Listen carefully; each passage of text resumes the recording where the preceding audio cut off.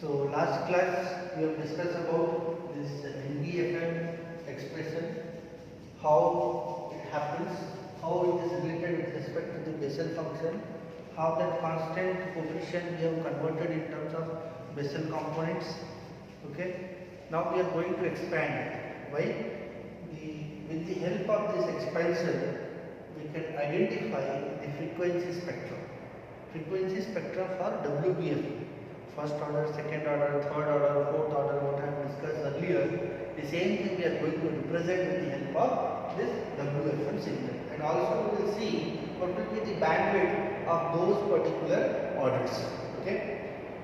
Now here you can see, as I have written S suffix WBFM of T is real of summation minus infinite to infinite Jn of beta e to the power j omega ct plus n omega n. This expression derivation we have done in the last class.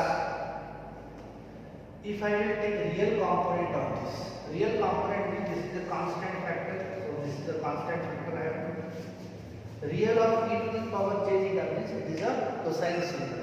And as we have discussed that Bessel function property that Jn of x is also called as real component. So here it is a real component.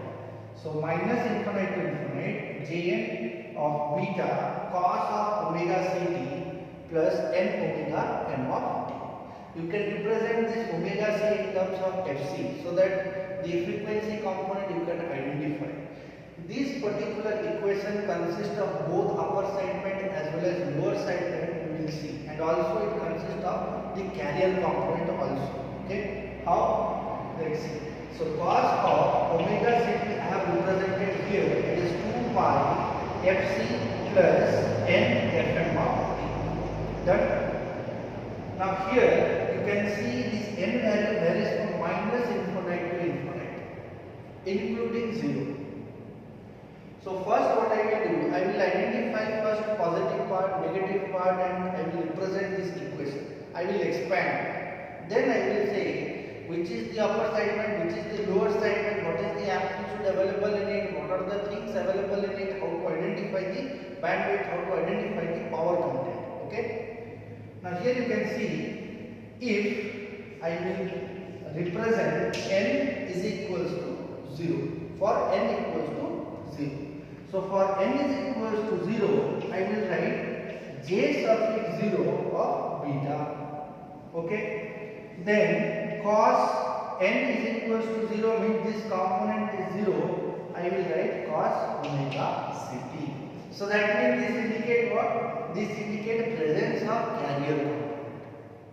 AC cos omega ct multiplied with the Bessel function j naught of beta. First carrier is available. Okay, plus if I will substitute n is equals to 1 plus 1, so it is AC j1 of beta cos of, in place of n if you substitute 1 you will get cos of 2 pi fc plus fn whole into t. Now what is fc plus fn? First upper segment when n is equals to plus, if I will substitute n is equals to 2, I am taking the right hand side sequence. Next we will see the left hand sequence.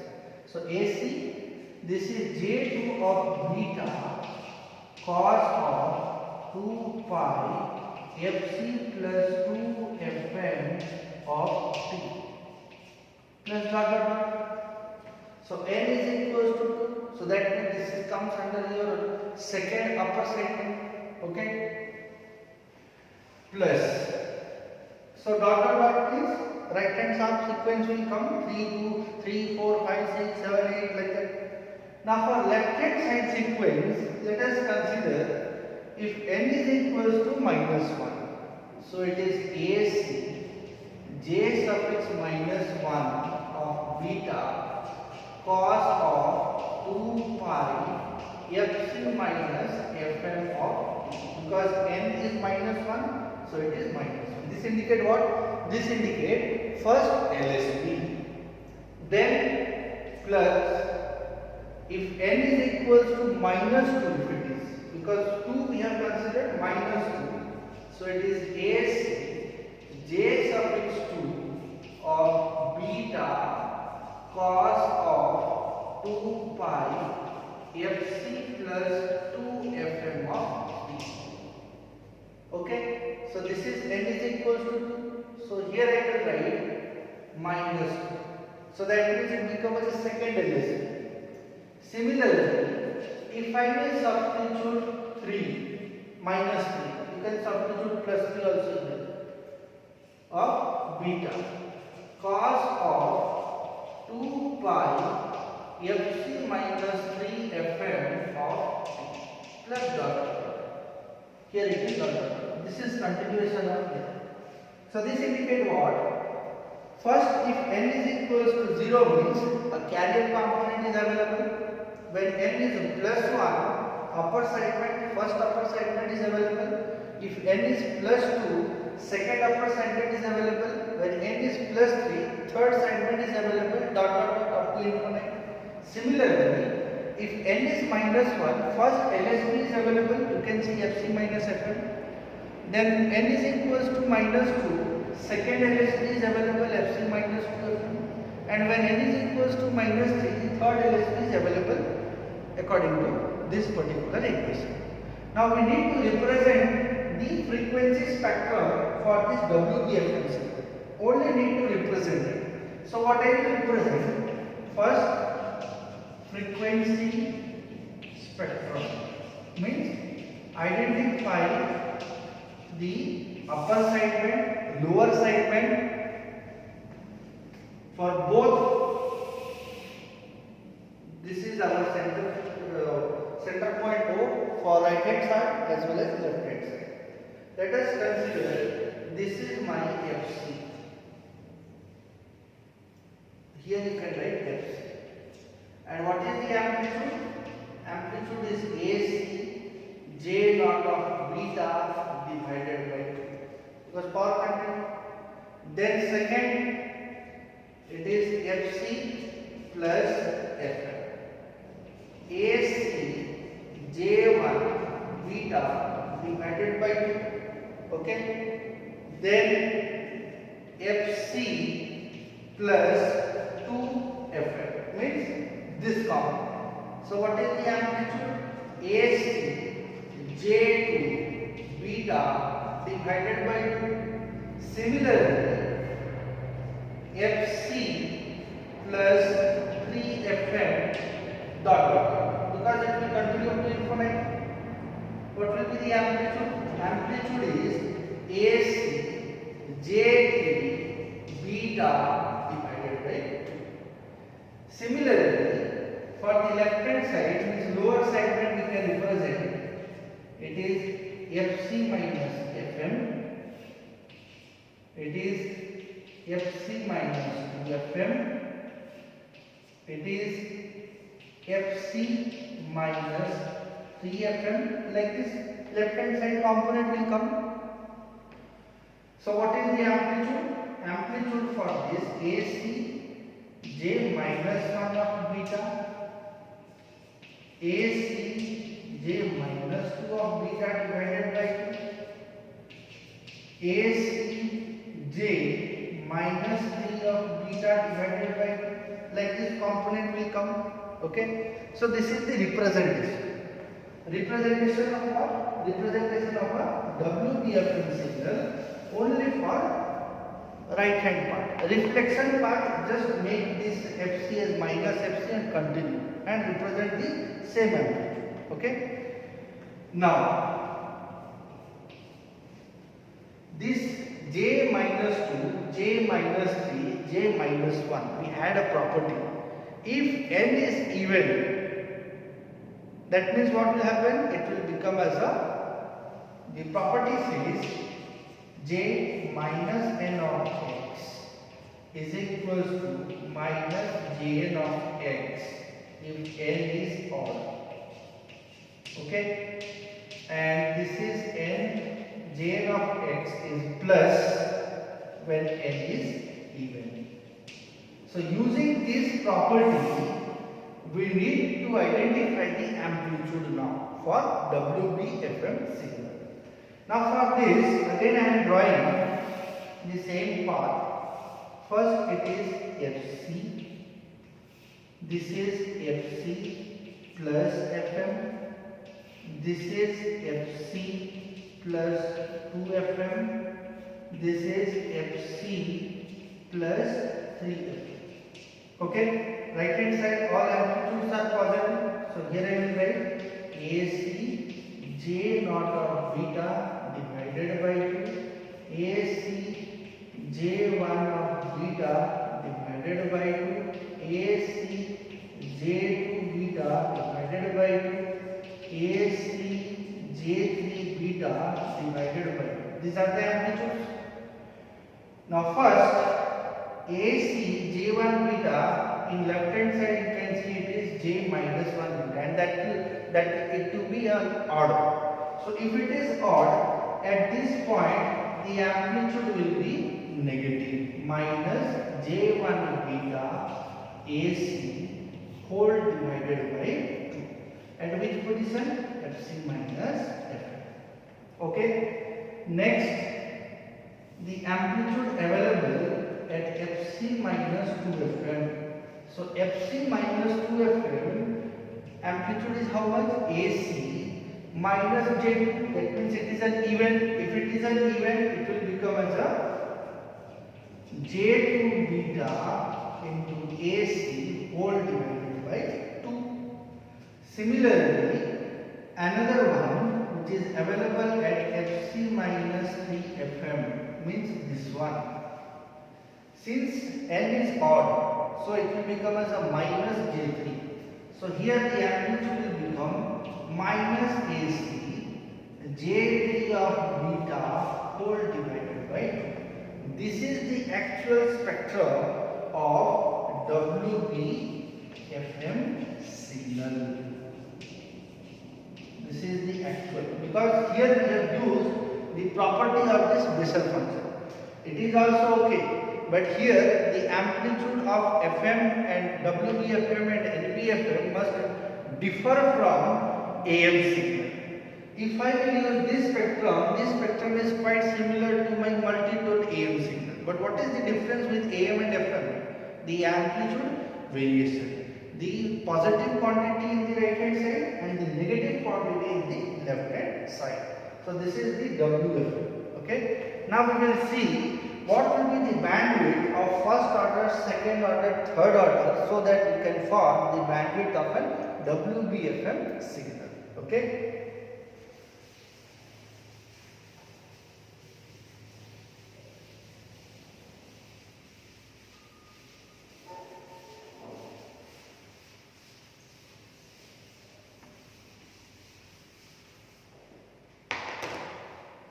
So first, case 1, first order,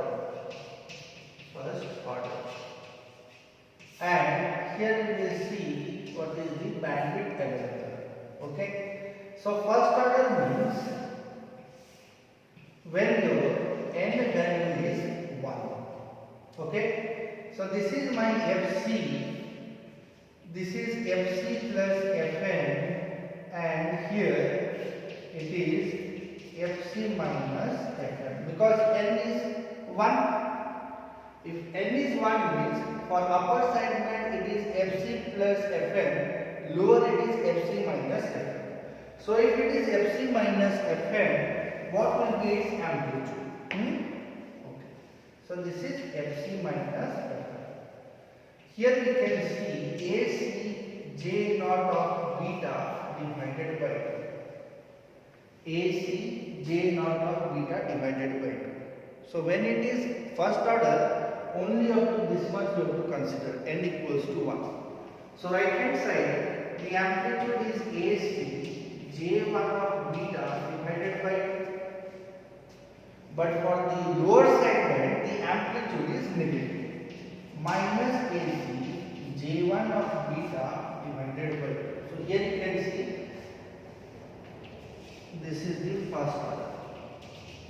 Okay, so that I have it. Now if it is first order, what will be the bandwidth?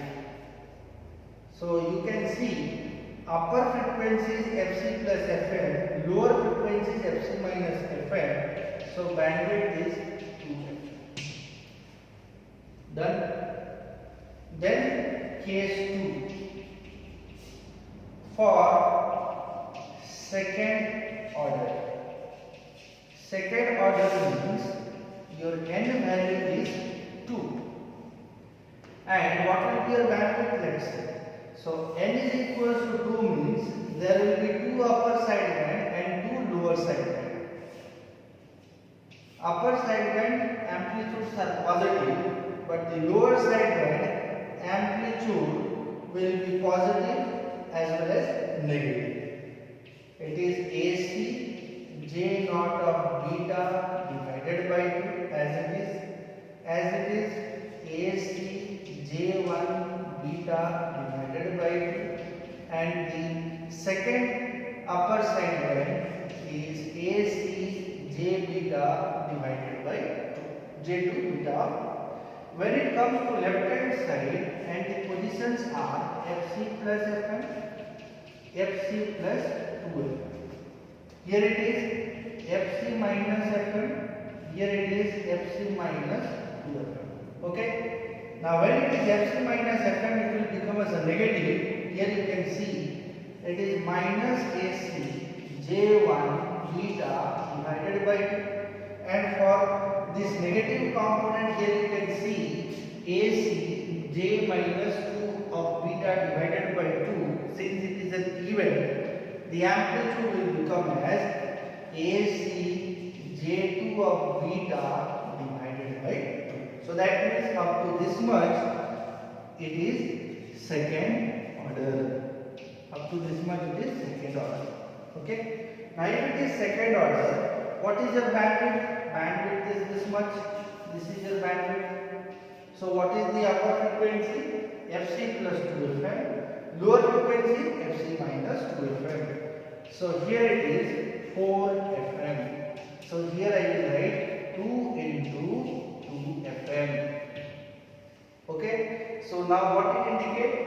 Here it indicate 1 into 2Fm, 2 into 2Fm. So that means n is multiplied to your 2Fm.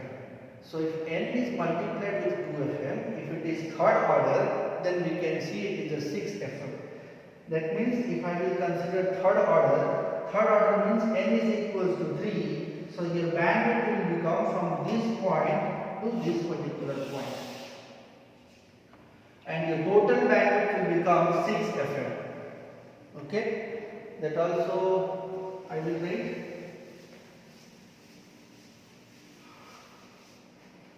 So I am not writing the case 3 spectrum, just I am writing n is equals to 3.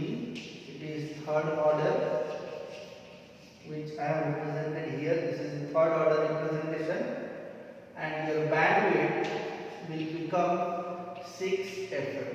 6Fm means 3 into 2Fm. So if you go for fourth order, it is 4 into Fm.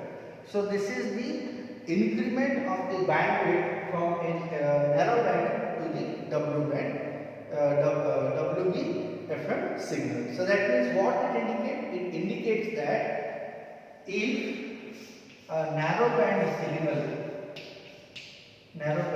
frequency modulated signal is passed through frequency multiplier cross n, you will get WB-FM signal. This is the concept behind how to generate WB-FM signal using narrowband FM signal. Now thing is what? First case, it is a narrowband, single to narrowband. This we have discussed. Now this narrowband enters to a frequency multiplier where n is equals to 2. So if n is equals to 2, we will get the second order signal. So second order signal means it comes under WB-FM. Your bandwidth is 2Fm.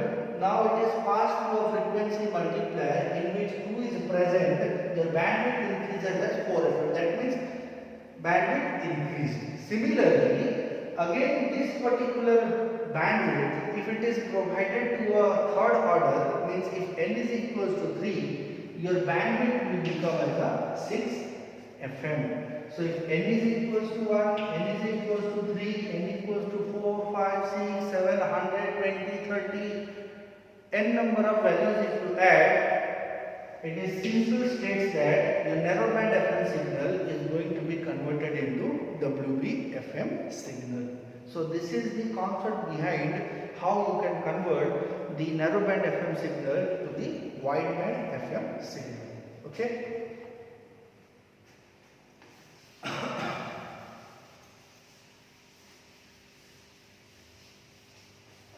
Next we will discuss the power content in the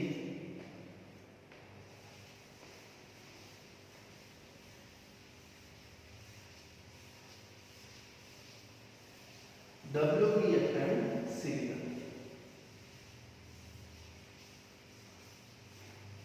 Okay.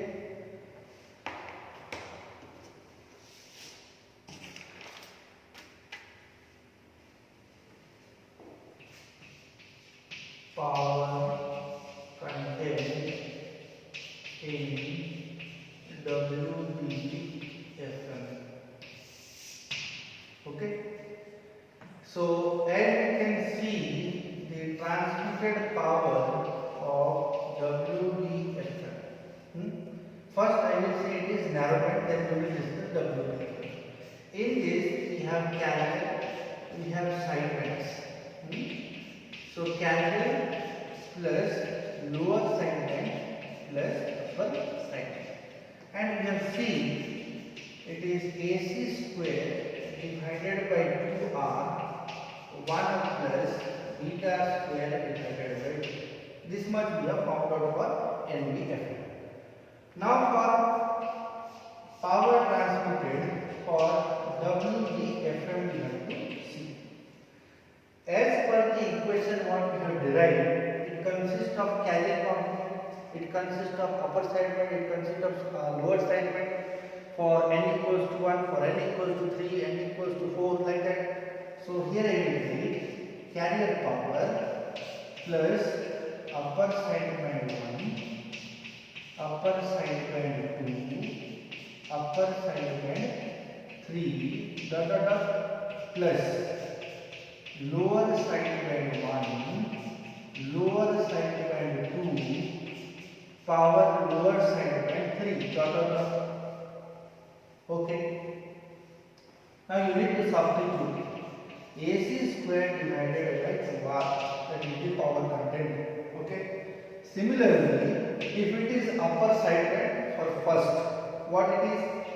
AC J1 beta divided by 2 whole square divided by 2R plus second one AC J2 of beta divided by 2 whole square divided by 2R. Okay. Plus this is for upper segment. Similarly, for lower segment, it is AC J minus 1 of J1 of beta, that minus will become square divided by this is 2 divided by 2R. Similarly, AC J2 of beta whole square divided by 2 divided by 2R, like this. Now it consists of positive values as well as negative component. Now if you solve this, here it is only. Okay. So if you take AC square divided by 2R common. So first with carrier J naught of beta square is also available. So here it is J naught square of beta. Then second J1 square of beta. Then second one J2 square of beta. j minus 1 square of beta, j minus 2 square of beta plus dot. Now this indicate what? This indicate AC square by 2r. This is nothing but summation minus infinite to infinite jn of beta whole square. Now as we know that the summation of this all Bessel function from minus infinite to infinite, this value is 1. So we will get AC square by R. So your transmitted power is equals to AC square by 2R, which is the carrier power. Done? So what is the thing it happens? It says that if you are using NBFM, it will similar to your AM signal with modulation index beta square you will do. But when you are using the WFM signal, the power content will be available same as your carrier component. It won't depend upon your modulation index. That is, PT is equals to AC square by 2R is equals to power content in carrier. Okay.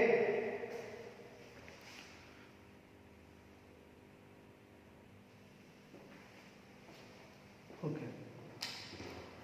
So we have seen NBFM, we have seen WBFM, how power is represented, frequency spectrums are represented, and now we are going to discuss how to generate the FM signal.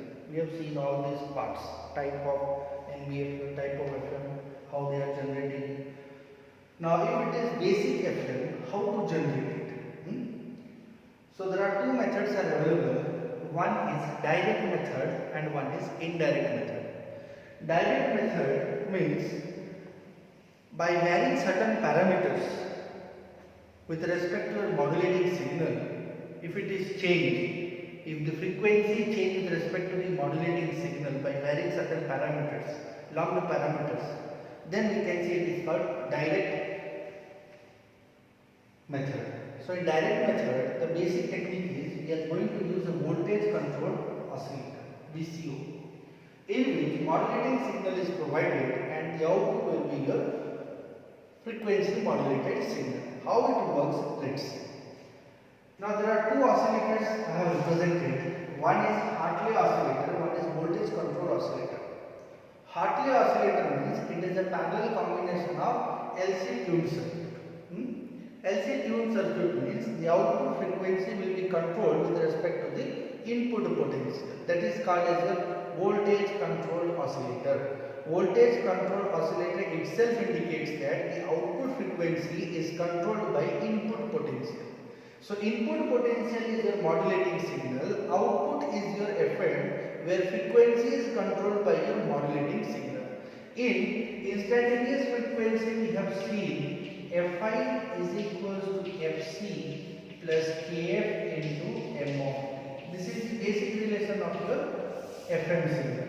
So that means your output frequency or the frequency modulated signal is controlled by modulating signal, is controlled by input potential. So input potential to the VCO is modulating signal and the output is your frequency modulated signal. So what this VCO done? VCO controls the output frequency according to the input potential. Input potential is modulating. Okay, it satisfies this equation.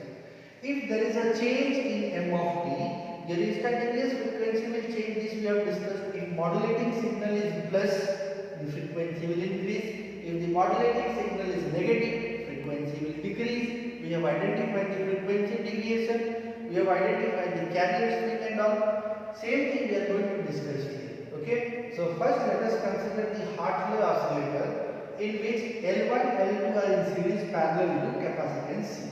Okay. Now if L and C are parallel, you can find out the resonating condition. Resonating condition means XL is equals to XC.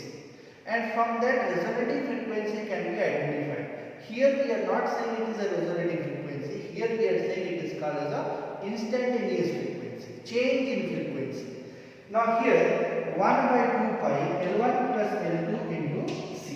So this is my relation. Now if I will change this parameter L1, L2 or C with respect to the modulating signal, if the parameters are changed, then my instantaneous frequency is changed.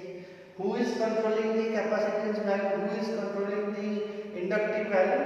The modulating signal is controlling, because he is supplying the potential to this particular parallel circuit. Okay, so if the potential is controlled by modulating signal of this circuit, that means frequency is controlled. So that means what it indicates? Voltage is controlling to the frequency. So that is called as a voltage controlled oscillator. So here it is L1 plus L2 into C. This is also called as parametric method. Okay, indirect method is also called as parameter variation method. So if you change the value of L1, L2 of C, your instantaneous frequency is changed. And in frequency modulation, what happens? Your frequency component is going to change according to the modulating signal. Okay. Next one is called as varactor capacitance, or it is called as a VCO. In this VCO, an additional capacitance we are adding, that is called varactor capacitance, that is called CD. Okay. This varactor capacitance principle is, it is having a relation with respect to the potential of modulating signal K divided by Vd. Vd is the potential available in our modulating signal. So CD is directly proportional to Vd whole to the power minus half. Now if you take this relation, you will get Fi is equals to 1 by 2 pi root over of L1 plus L2 whole into C1 plus CD. Okay, C1 plus CD. Now if you change this parameter, again your Fi is going to change. If your Fi is changing, that means the frequency of a carrier is converted into frequency modulated signal without altering the amplitude of carrier component. Okay, so this is called as a direct method. So here the two cases will arise. Case 1, if m of t is positive. If m of t is positive, the potential across this varactor diode from plus to minus, it is forward biased, and your CD is inversely proportional to the frequency. So if the frequency increases, your capacitive value reduces and instantaneous frequency increases. This is the relation. Okay, here what happens? Your capacitance is inversely proportional to the frequency component CD. So if frequency increases, capacitance will decrease, instantaneous frequency will increase. When your modulating signal is positive, it satisfies this equation. If m of t is positive, Fi increases. If m of t is negative, Fi reduces. Similarly, case 2, if m of t is negative, that means in this end I will provide minus, this end I will provide plus. This is CD and this is m of t. Now in this case what happens? Frequency will reduce, capacitive value will increase because it is in reverse bias condition, and your instantaneous frequency is going to reduce. So if it is reducing, there is a frequency variation and it comes under the FM signal. So this is called as a direct method to generate the FM signal. Now one more method, then we will wind up. One more method is called the indirect method. The indirect method is also called as Armstrong method. Okay, Armstrong method. Second method is indirect method. This method we have discussed now, how we have converted narrowband signal into the wideband signal. That is called indirect method, or it is also called as Armstrong method. Armstrong method. here it is a simple representation is there. So first m of t pass through an integrator, then it enters to a product modulator, or you can say it is NBFM generator, in which local oscillator AC cos omega CT is provided, and this here we are generating NBFM signal. Here it is y of t, and then it enters to frequency multiplier cross n, and the output is called as WBFM signal. So this is the basic block diagram of Armstrong method. Always remember that Armstrong method is basically used to convert the narrowband FM signal to the wideband FM signal. So this is your narrowband FM signal is generated, and then frequency multiplier is provided, which will increase the frequency component, as we have seen how the bandwidth increases for first order, second order, third order for WBFM. So output will be your WBFM signal. Okay. Now one table I will discuss, and then we will wind up. So the table is input to the frequency multiplier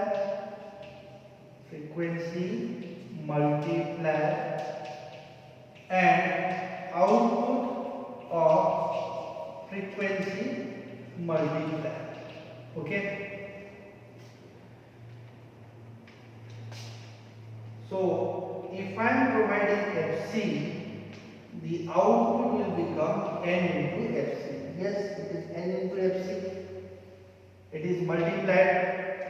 If I am providing modulation index beta, it is n times of beta.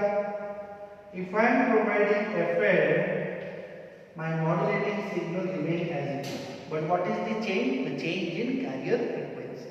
Okay. So this is the carrier frequency component is changed. So input is Fc, output will be 2Fc. Input is beta, means this is your narrowband signal, this is the wideband signal. Okay. And delta is equal to delta F is equals to beta times of F. So that means if you provide delta F, output delta F dash will become n times of beta into Fn, or n times of del F. Okay.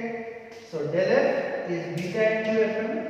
If you provide del F here, your del F dash will become n times of del F, because it is just multiplying with respect to frequency multiplier n.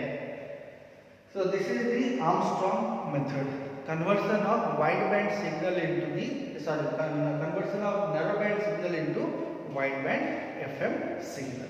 Okay. Now this is the basic block diagram. This can be elaborated in a certain manner, which consists of frequency multiplier as well as mixers.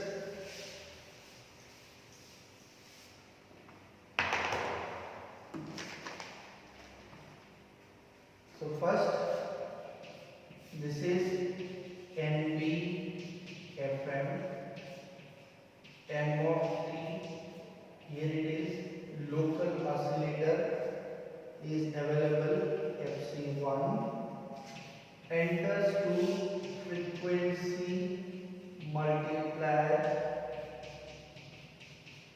cross n, and then to a mixer in which local oscillating frequency FLO, or you can say FC, is provided, and then it passes through a band pass filter. Okay. So stage by stage I am writing, just note it down. First here we are getting NPFM signal FC1. Then here we are getting WDFM signal with FC2 is equals to n times of FC1 and del F2 is equals to n times of del F1. Okay, del F1 here, del F2 here, it is FC2, these values. Okay, and the output is your WDFM signal. So this is the basic block diagram for your WDFM signal.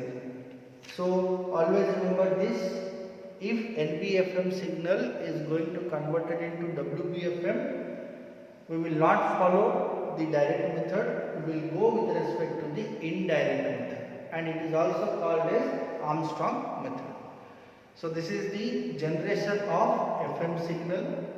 Next class we will discuss about detection of FM signal, okay, and also few numericals regarding this generation and detection. Okay, so for the time being we'll wind up. Thank you all.